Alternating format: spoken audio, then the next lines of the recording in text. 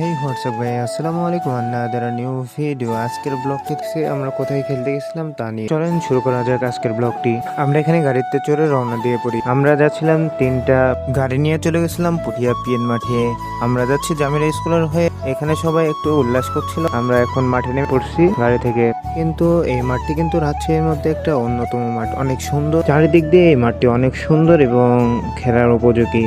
এখানে সবাই আস্তে আস্তে ড্রেস করে নিচ্ছে। স্যার বললো যে সামনে একটু পরেই খেলা, তার জন্য সবাই আস্তে আস্তে ড্রেস করে নিচ্ছে। করতে করতে একটু কেউ করছে, কি বলবো ভাই। এসে বললো যে কাগজপত্র সবাই রেডি করো।